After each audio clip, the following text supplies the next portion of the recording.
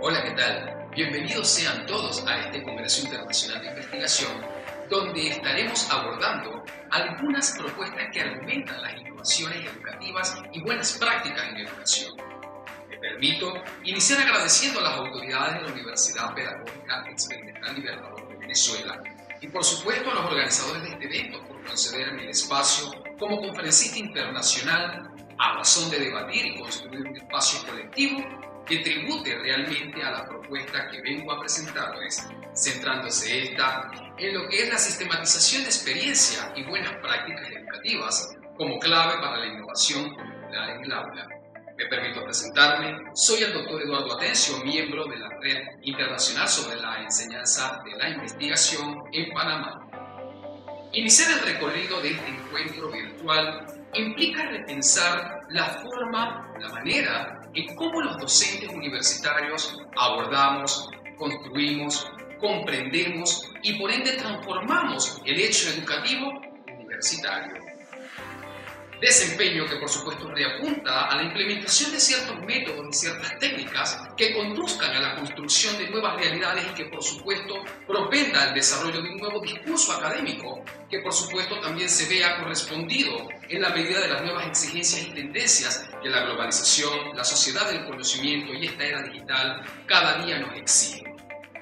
En ese sentido, es de gran importancia reconocer 4 elementos que se confabulan a razón de dar lugar a nuevas realidades educativas. En este hecho, nos circunscribimos en el espacio que por tradición concebimos como ese lugar de mente aula social, donde se da una interacción simbólica, una interacción social, una interacción dialéctica y dialógica entre los actores que convergen en el proceso educativo y cómo de la interacción entre cada uno de ellos pues se da lugar a nuevas situaciones de aprendizaje que se constituyen en un elemento medular para poder comprender realmente el horizonte de nuestra praxis educativa.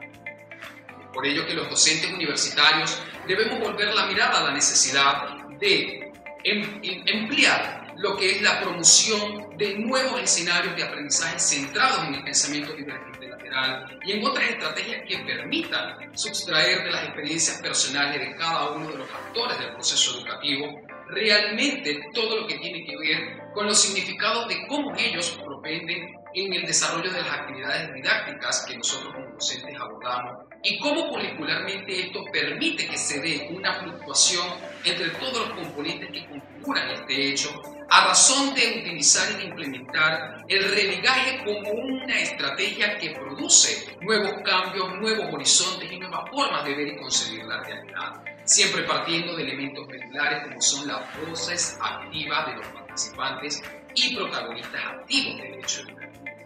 Esto, por supuesto, también nos invita a repensar y reflexionar sobre las funciones del currículo y los principios del mismo desde una perspectiva normativa y prescriptiva. Sigue siendo pertinente la formación integral que estamos formando desde el aula de clase, simplemente sustentándolo en el transmisionismo de contenidos, aún argumentando la cantidad más que la calidad. Entonces, es eminente la necesidad de trascender hacia nuevos enfoques y nuevas maneras para poder entonces hacer de este proceso de formación académica en el aula un escenario que retribuye y que retroalimente la esencia de un currículo vigente, la esencia de un currículo que responda a necesidades vigentes del contexto y más allá de ello,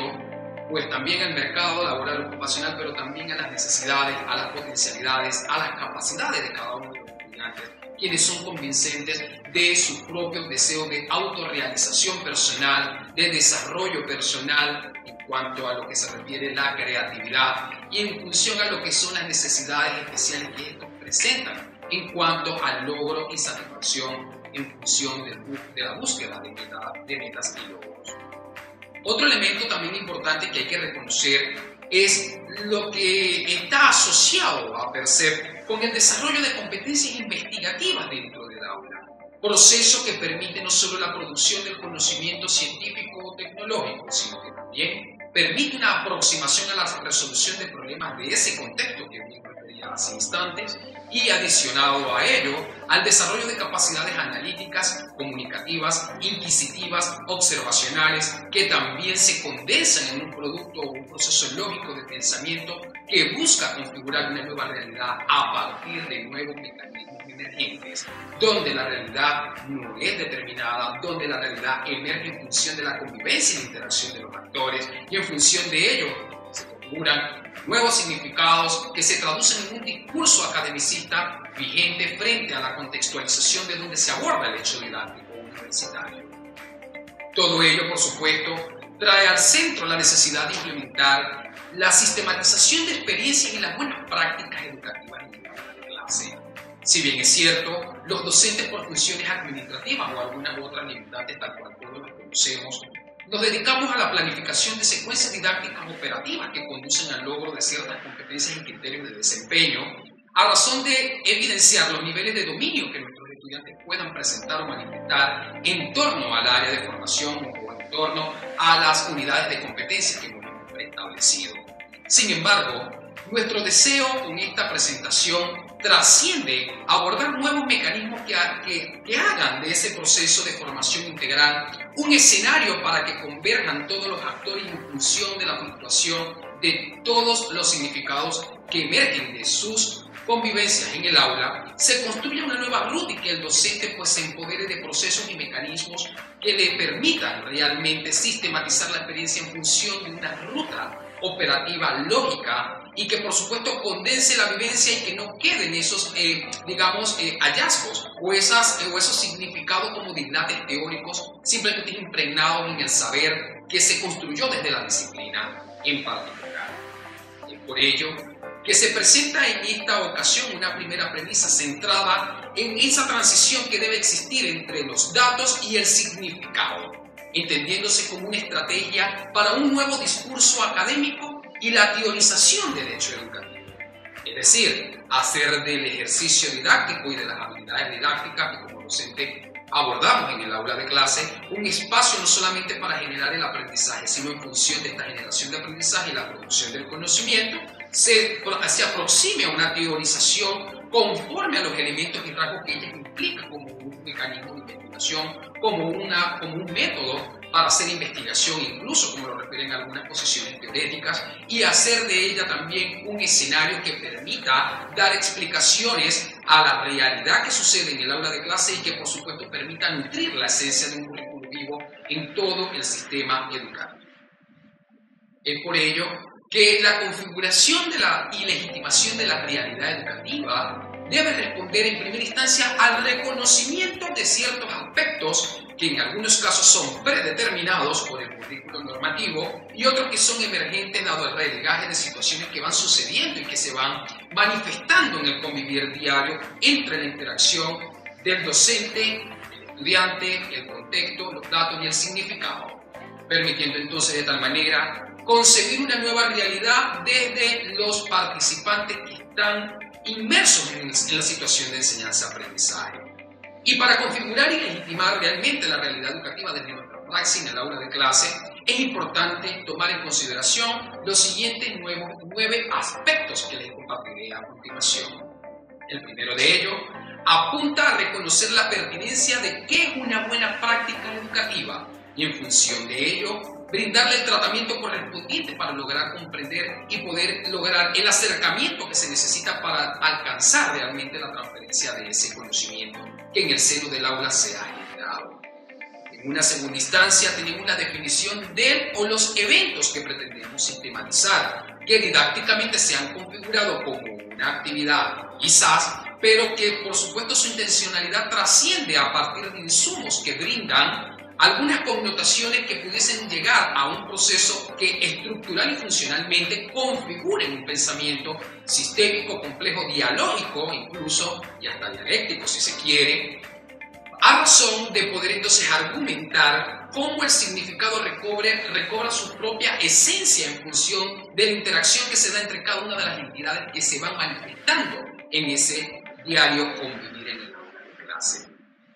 El tercer criterio o la tercera postura alude a la construcción de una ruta metodológica para lo que es el abordaje del saber desde la transcomplejidad. Y ya aquí entramos en un fenómeno realmente que amplía la cobertura o digamos el alcance de la construcción del conocimiento didáctico a razón de ver más allá de una sola disciplina que estemos formando, sino por supuesto abordarlo desde la transdisciplinaridad, pero con el criterio y la acepción que la complejidad le atribuye al hecho educativo desde la teoría de la educación transcompleja, asumiendo entonces de que el hecho es un hecho multivarial, un hecho multidimensional, un hecho polisistémico que recobra múltiples acepciones y significados en función de la estructura en cómo ella se va desenvolviendo y se va configurando. Más adelante estaré compartiendo algunos elementos que profundizan sobre esta nueva racionalidad científica, a la cual invito a cada uno de los participantes que hacen vida en esta universidad y todos los que nos acompañan en este congreso internacional, para poder entonces trascender de la simplificación del pensamiento a la complejidad del mismo, descartando la complejidad como sinónimo de complejo o complicación de lo complejo. Cuarto elemento, luego de haber definido esa ruta metodológica que conduce al proceso de sistematización de experiencia, el cual también es un método lógico, un método sistematizado, un método coherente, pues se hace necesario preparar el escenario o contexto en el cual vamos a sistematizar. Debemos tener un reconocimiento, un mapeo realmente de cuál es la localidad, cuál es el sitio, cuál es el contexto, el espacio, los actores que intervienen en la vivencia o en la experiencia a relatar, y en función de ese relato poder abordar realmente un cuerpo teórico que emerja a la luz del tratamiento científico de esos datos.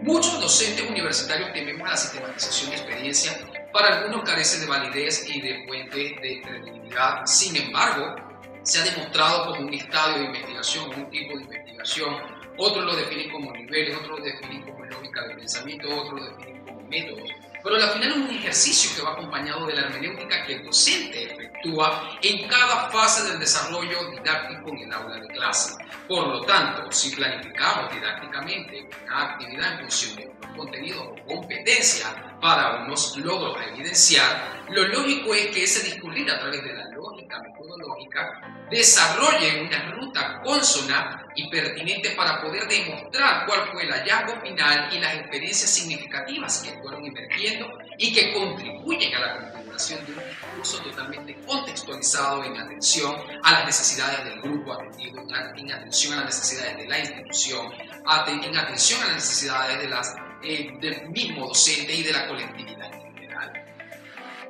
De igual manera, es importante la preparación o el desarrollo de actividades que metodológicamente promuevan la participación y la construcción colectiva. Esto indica entonces que la sistematización de las experiencias y las buenas prácticas educativas no dependen del docente que la escribe, sino del relato que emerge en función de la interacción de todos los actores que hacen vida académica en el aula de clase y fuera de ella. Entonces, de igual manera, una vez que se haga reconocimiento de la pertinencia de la ruta metodológica, de los aspectos o digamos el escenario que condicionan la realidad a sistematizar de las actividades metodológicas, es importante preparar todo el arsenal de métodos, de técnicas y procedimientos que nos permitirán recopilar esos insumos, esa información, esos datos que luego se convertirán en significado y que por supuesto se sustentan en técnicas muy precisas como análisis de contenido, análisis de discurso, un ejercicio netamente hermenéutico que implica realmente incluso hasta el lenguaje metafórico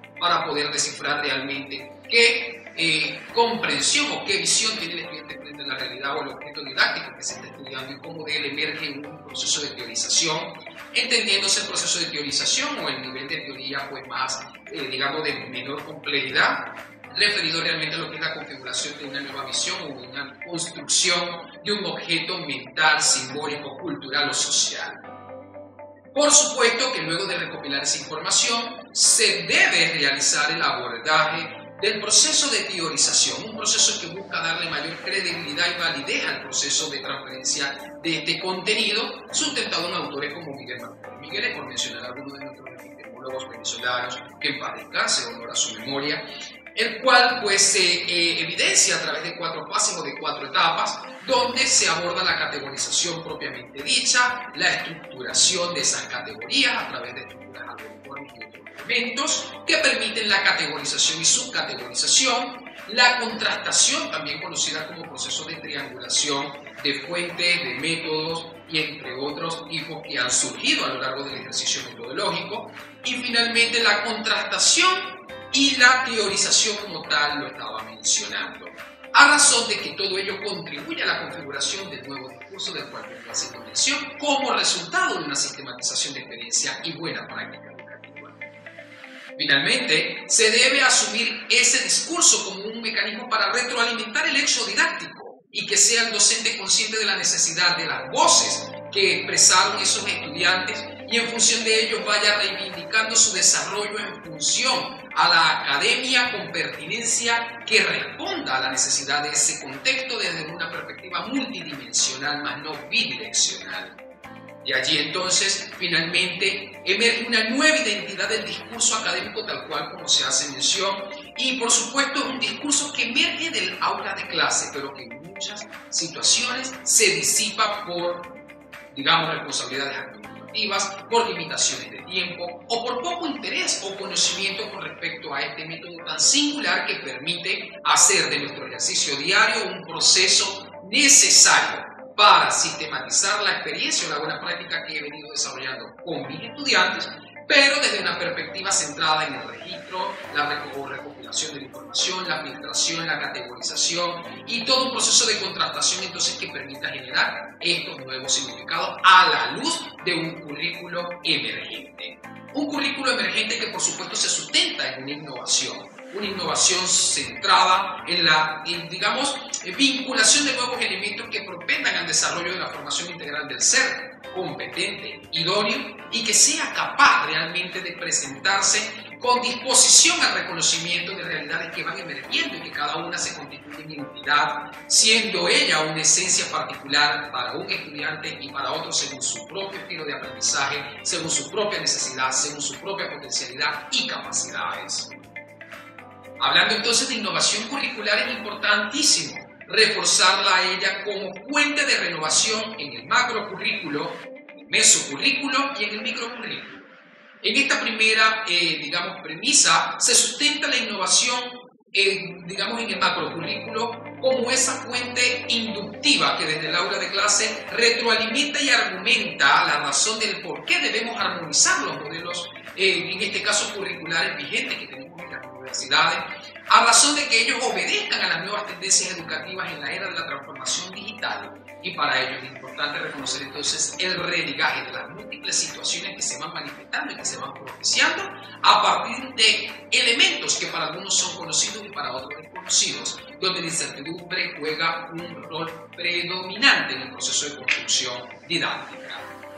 Sin embargo, a nivel mesocurricular, la innovación se presenta y se manifiesta como fuente que permite el rediseño de los perfiles académicos curriculares de nuestros estudiantes o de nuestros programas académicos a los cuales se deben los estudiantes, en atención a sus potencialidades, en atención a sus necesidades, capacidades, significados que emergen realmente desde su propia voz y que tienen que ser tomados en cuenta en la construcción del currículo para lograr entonces lo que es la contextualización del proceso formativo y en función de ello el estudiante sea capaz de insertarse en un mercado laboral o ocupacional en atención a necesidades vigentes con competencias para lograr los niveles de empleabilidad y otros elementos que se deben argumentar y asegurar desde nuestra función como institución universitaria. Y por supuesto, a nivel de docencia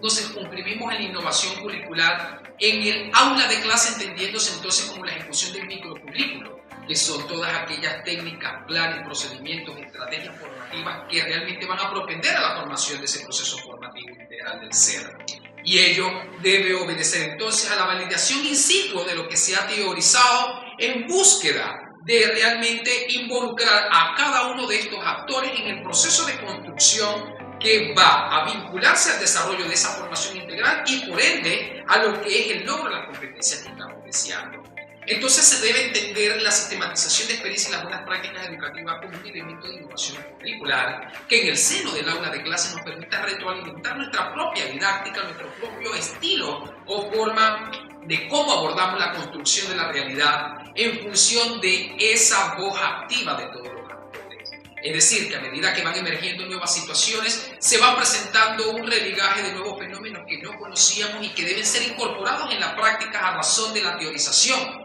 como proceso que permite entonces verificar, validar, contrastar y llegar a un proceso ya de condensación teórica a partir de la experiencia que se viva.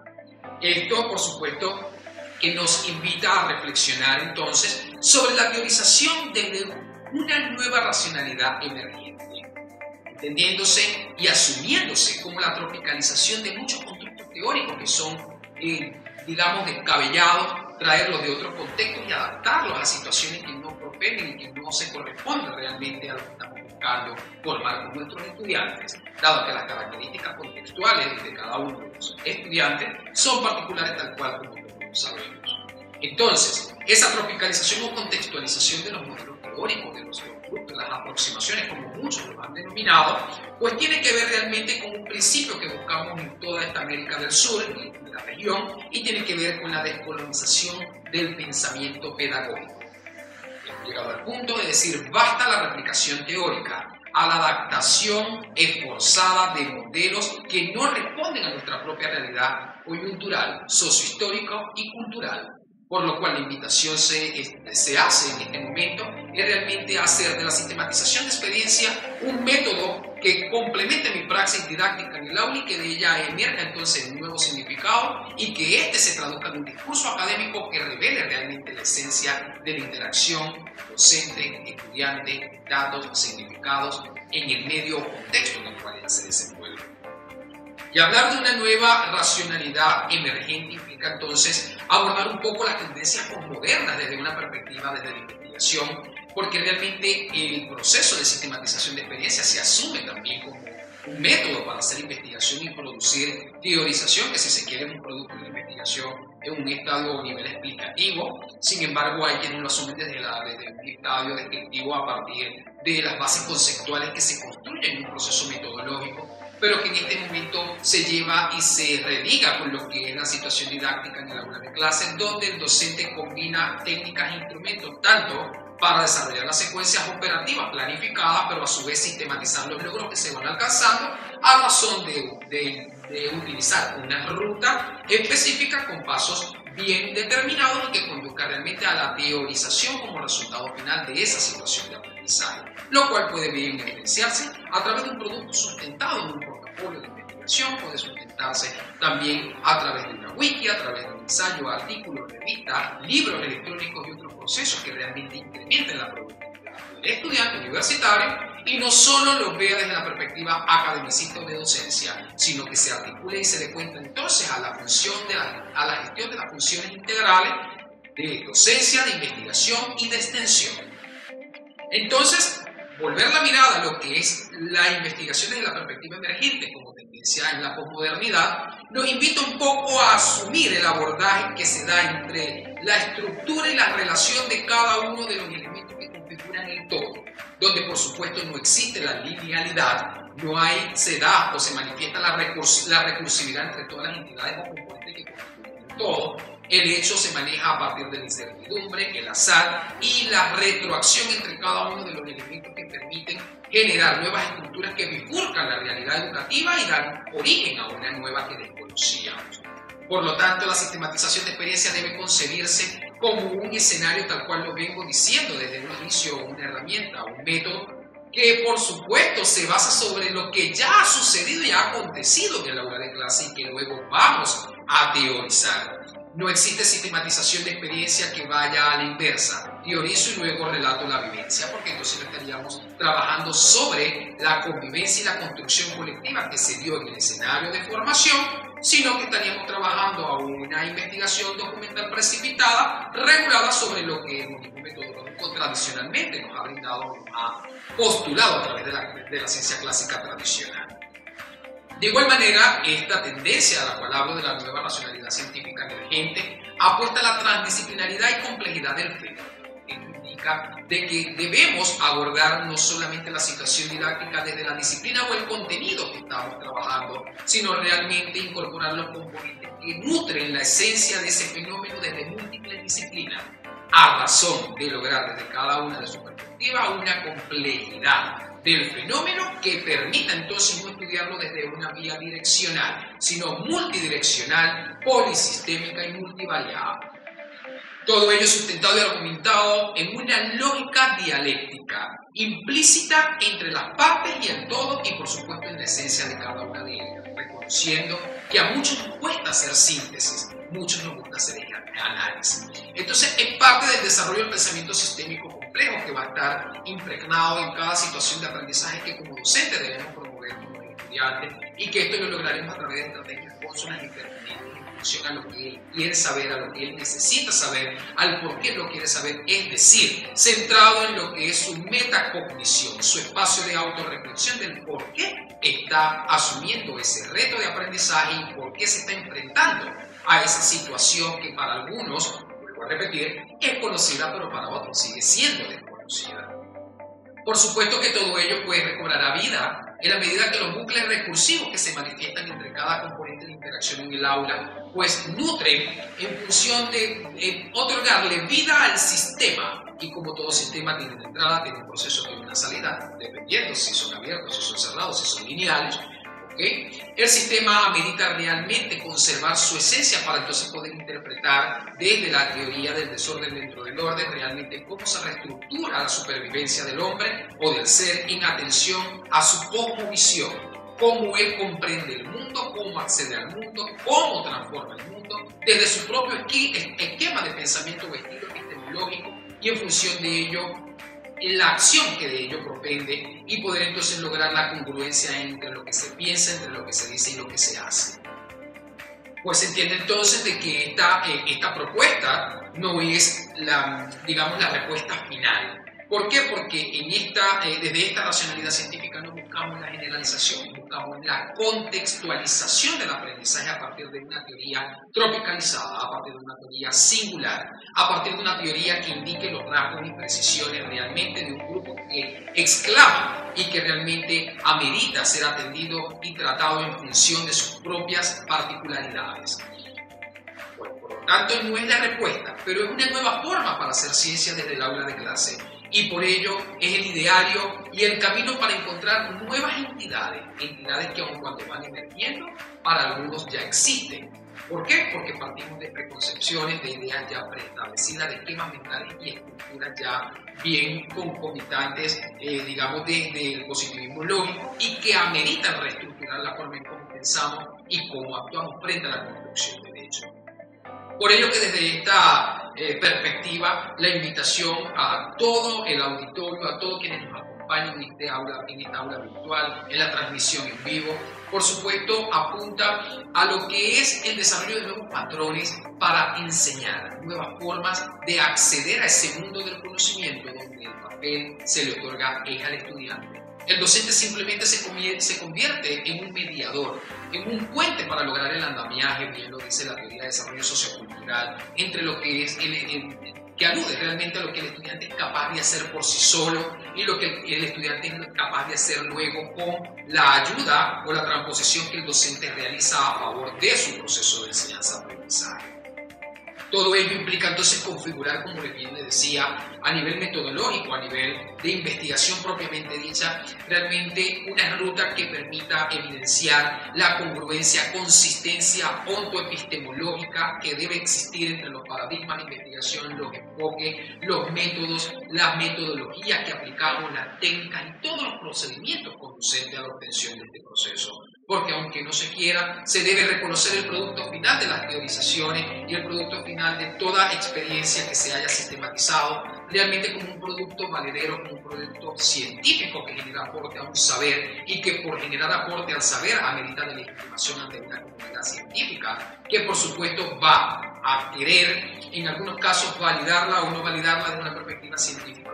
Pero en este caso se trata de relatar un nuevo discurso que por supuesto se impregne en la cultura organizacional y que identifica la institución por su vivencia, no por modelos que realmente se corresponden con otras realidades ajenas a la institución universitaria.